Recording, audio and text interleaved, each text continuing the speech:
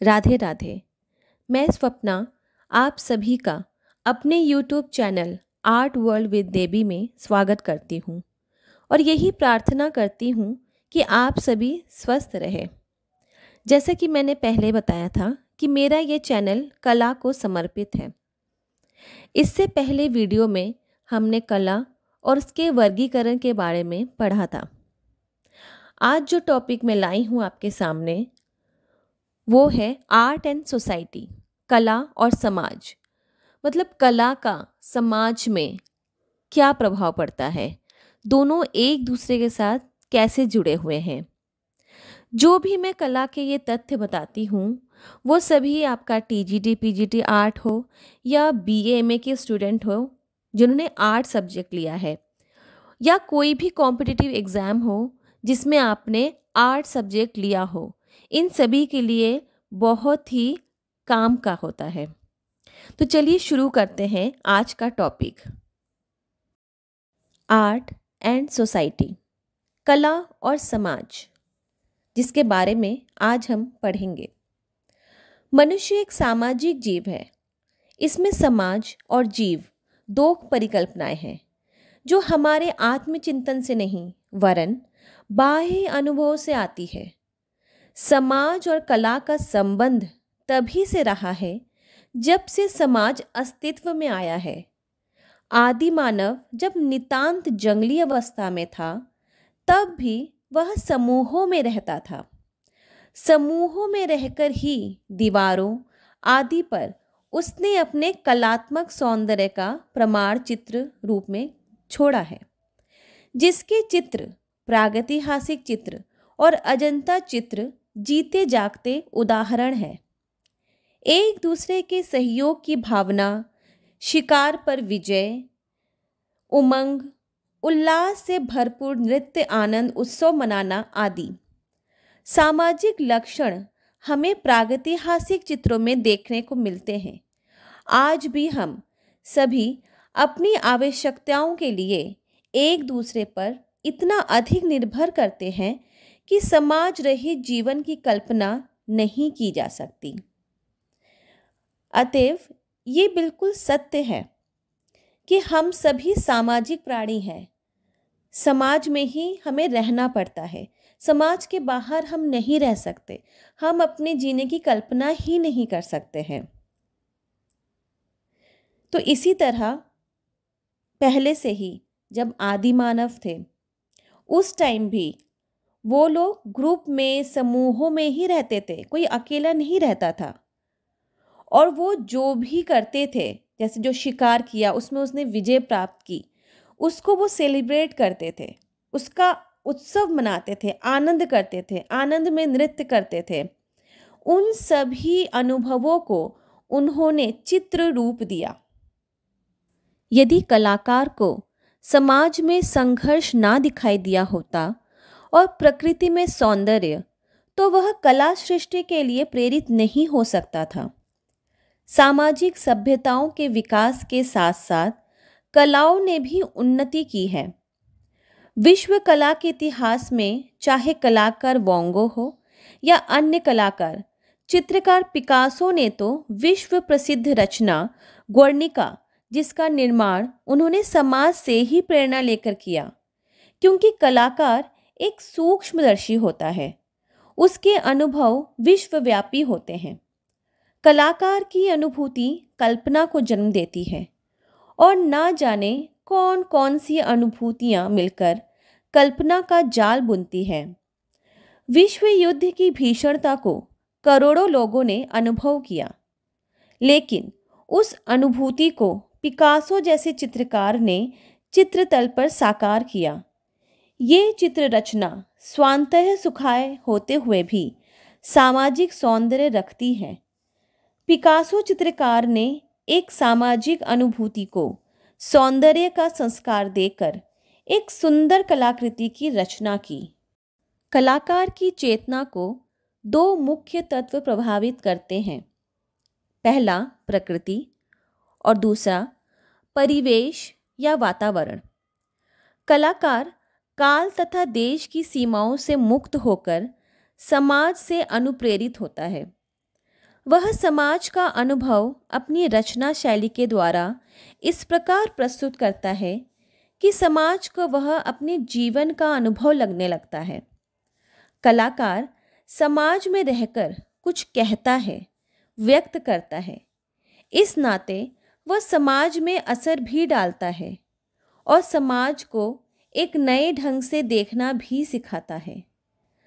कला एकांत में उकेरी हुई या आकस्मिक रूप से मिली कोई उपलब्धि नहीं है।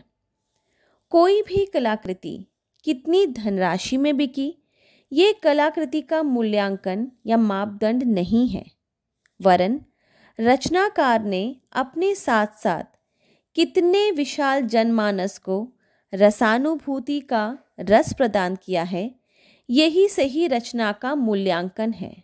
अर्थात कोई भी चित्रकला, मूर्तिकला कितने में बिकी, उसके दाम कितने लगाए गए, वह उस कलाकृति का सही मूल्यांकन कभी नहीं होता है, बल्कि उस कलाकृति को देखकर कितने लोगों ने आनंद प्राप्त किया, कितने लोगों को खुशी मिली, उसका मूल्यांकन, उस रचना का सही मूल्यांकन उसी चीज़ से लगाया जाता है। तो कलाकार के व्यक्तित्व का निर्माण समाज में ही होता है और कलाकृति की अपनी ग्रहण शक्ति और पारिवारिक वातावरण, इन सब का प्रभाव व्यक्ति के व्यक्तित्व निर्माण पर पड़ता है। इसका प्रमुख कारण ये है कि प्रत्येक कलाकार को समान अवसर, शिक्षा, दीक्षा नहीं मिल पाती। राष्ट्रीय कला परंपरा, शिक्षण पद्धति, कला शिक्षकों की भी अपनी शैली, ये सब समाज के ही अंग है और व्यक्ति की कला प्रतिभा इन सब का सहारा लेकर आगे बढ़ती है। इसी कारण दो कलाकारों का व्यक्तित्व एक जैसा नहीं होता।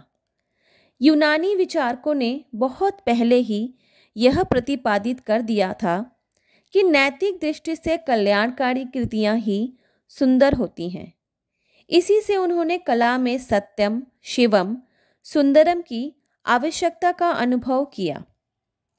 हर्बर्ट रीड के अनुसार इन्होंने अर्थशास्त्र और दर्शन शास्त्र की अपेक्षा कला को समाज के लिए अधिक महत्वपूर्ण माना है, क्योंकि मनुष्य एक सामाजिक प्राणी है।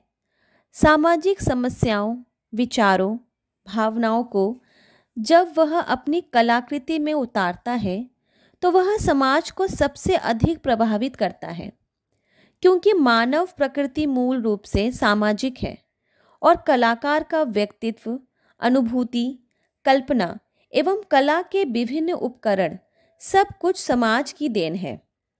समाज में 3 प्रकार के कलाकार होते हैं। पहला परंपरावादी या रूढ़िवादी, दूसरा सुधारवादी या समन्वयवादी और तीसरा क्रांतिकारी या परिवर्तनवादी। मार्क्स के अनुसार संस्कृति और कला सामाजिक गुण विशेष की यांत्रिक और आर्थिक परिस्थितियों का प्रतिफलन है। तो ये था आज का टॉपिक, कला और समाज के बारे में। आशा करती हूँ कि आपको समझाने में मैं सफल रही होंगी, और अगर अच्छा लगा हो तो लाइक, शेयर और सब्सक्राइब ज़रूर करिएगा, और कमेंट में लिखना भी मत भूलिएगा कि आप खुद को कैसे देखते हैं, कला और समाज का आपका दृष्टिकोण क्या है। इसके साथ ही जैसा कि मैंने पहले भी बताया था कि मैं ये मानती हूँ कि हर इंसान के अंदर एक कलाकार छुपा होता है। हर किसी के अंदर कोई ना कोई कला ज़रूर होती है, और मैंने आप लोग को भी यही कहा था कि अपने अंदर के कलाकार को पहचानिए। मैं एक छोटा सा उदाहरण देना चाहती हूँ जाते जाते। मैं अपनी 9th की बात करती हूँ। जब मैं 9th क्लास में थी तो उस टाइम मेरे एग्ज़ाम्स चल रहे थे। मैं बैठ के पढ़ाई कर रही थी। अचानक से मेरे मन में एक कुछ इमोशंस जागा। कुछ ऐसा हुआ था उससे पहले, कोई ऐसी घटना हुई थी, मुझे एग्जैक्टली याद नहीं, कुछ ऐसा हुआ था जिसका, जैसे मैंने कल बताया था कि दमित भावनाओं का उकेरा हुआ रूप होता है कोई भी कला। तो मेरे अंदर कोई ऐसी फीलिंग्स थी जो दबी हुई थी, कुछ ऐसा हुआ था जिसके कारण मेरे अंदर बहुत फीलिंग्स आ रही थी। पढ़ते पढ़ते अचानक ऐसा लगा मुझे एकदम से कि मुझे उठ जाना चाहिए और मुझे कुछ लिखना चाहिए। बस मेरा मन किया मैं उठूं और मैं कुछ लिखूं। मैं उठी और मैंने अपनी भावनाओं को एक कविता का रूप दिया। मेरे दिल से आ रहा था वो, मैं कुछ सोच ही नहीं रही थी, दिल से आ रहा था और मैं लिखती चली जा रही थी। और वो मेरी कविता जो थी, जिसका शीर्षक था आंसू, और वो कविता मेरे कॉलेज के मैगज़ीन में भी छपी थी। सबने बहुत एप्रिशिएट करा था। तो मैं बस जाते जाते आपको उसकी 4 लाइन सुनाना चाहूँगी। वो ऐसी है कि टप टप जो बहे वो आँखों से, वो है आंसू। कभी दुख में कभी सुख में, मगर बहे ये आंसू। जब चोट लगे मन में, तो मन का पिघलाओ है आंसू। धन्यवाद। अगर आपको अच्छा लगा हो आज का वीडियो तो please like, share, comment, subscribe ज़रूर कर लीजिएगा। और जैसा कि पहले बताया कि अपने अंदर के कलाकार को ज़रूर जगाइए, उसको समझिए और उसी के अकॉर्डिंग आप काम करिए। तो बस आज के लिए इतना ही। राधे राधे। खुश रहिए और खुशियाँ बांटते रहिए और अपने अंदर के कलाकार को जगाते रहिए। राधे राधे।